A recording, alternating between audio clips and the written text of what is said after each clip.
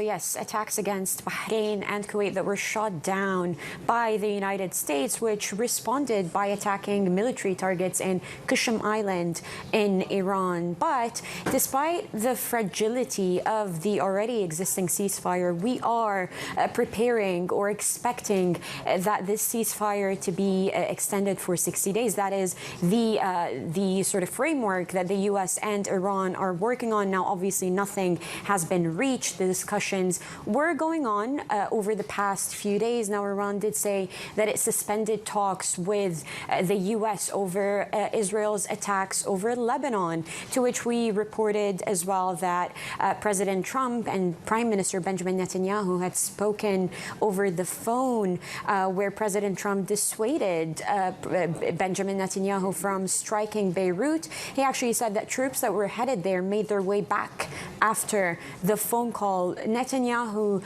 in response, said that he will not attack Beirut if Hezbollah does not attack Lebanon or stops attacking Israel, but he did say that attacks against Lebanon in the southern part of the country will continue, Lizzie. So what we're working with is still expectations of this interim deal that would reopen the Strait of Hormuz, extend the ceasefire for 60 days, and then discussions over other sticking points, including Iran's enrichment program, or the nuclear program, and also its frozen assets, the oil sanctions.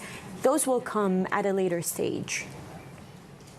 And what about the Strait of Hormuz then? Because it looks like President Trump could be reviving Project Freedom a bit, having abandoned it, of course, previously, in order to try to get ships moving through the strait. What's the latest there? Yeah, so look, I mean, the movement of ships through the Strait of Hormuz is still a fraction of what it was before the war about 4 months ago. What President Trump is currently focused on, and this is certainly what you're getting out of U.S. officials, is nailing down the details to get this interim deal down the line. What President Trump told ABC News yesterday was that he wants Iran to make concessions written about its nuclear program. Now, what Iran has said in the past, that it has given verbal concessions about the nuclear program. We know that historically, or even during these negotiations, Iran said that it was willing to move some of its highly enriched uranium to a third country.